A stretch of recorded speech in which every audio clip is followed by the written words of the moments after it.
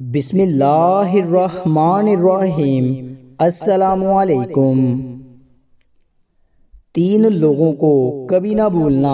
Number 1، جس نے مشکل میں ساتھ دیا ہو۔ نمبر 2، جس نے مشکل میں ساتھ چھوڑا۔ اور نمبر 3، جس نے مشکل میں ڈالا۔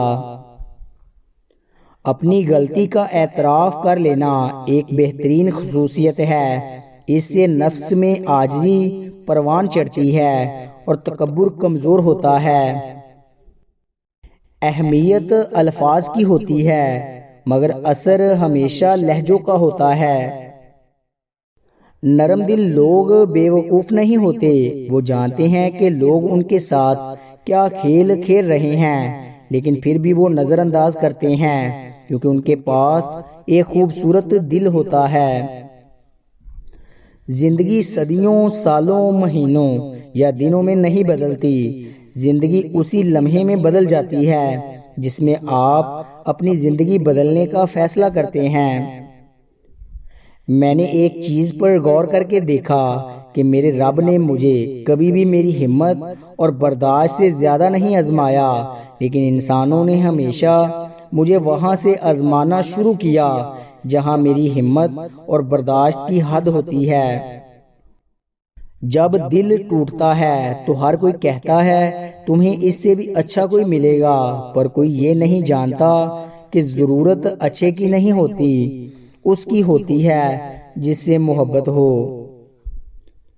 قدر اور وقت بھی کمال کے ہوتے ہیں، جس کی قدر کرو وہ وقت نہیں دیتا اور جس کو وقت دو وہ قدر نہیں کرتا۔ کسی کا دل چیر کر تو ہم نے نہیں دیکھا ہوتا، مگر وقت، تجربہ یہ اندازہ کرنا تو سکھا دیتا ہے کہ کون دل سے کچھ کہہ رہا ہے اور کون صرف زبان سے۔ ہنسی کے پیچھے کا درد، غصے کے پیچھے کا پیار اور خاموش رہنے کی وجہ ہر کوئی نہیں سمجھ سکتا۔ انسان کے رزق میں رکاوٹ یہ 5 کام کرنے سے آتی ہے۔ نمبر 1، نہانے کی جگہ پیشاب کرنے سے۔ نمبر 2، دسترخوان پر بحث کرنے سے۔ نمبر 3، زنا کرنے سے۔ نمبر 4، اللہ تعالیٰ کی نافرمانی کرنے سے۔ اور نمبر 5، ظہر کی نماز ترک کرنے سے۔ گرتے ہیں سجدوں میں ہم اپنی ہی حسرتوں کے خاطر اقبال، اگر گرتے صرف عشق خدا میں تو کوئی حسرت ادھوری نہ رہتی۔ کسی انسان کے پیچھے نہ بھاگیں، اپنا وقار، اپنی عزت و نفس کو کسی بھی انسان کے لیے داؤں پہ مت لگائیں، آپ کا وقار ان سے کہیں زیادہ قیمتی ہے۔ جب روح سے رشتہ جڑ جائے تو چہرے بے معنی ہو جاتے ہیں۔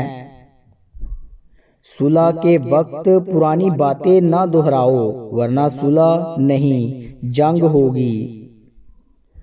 بعض دفعہ لوگوں کو ہماری نہیں بلکہ کسی اور کی ضرورت ہوتی ہے اور یہی بات سمجھنے میں ہمیں بہت وقت لگ جاتا ہے۔ کسی کا دل نہ دکھاؤ، اس کے آنسو تمہارے لیے سزا بن سکتے ہیں۔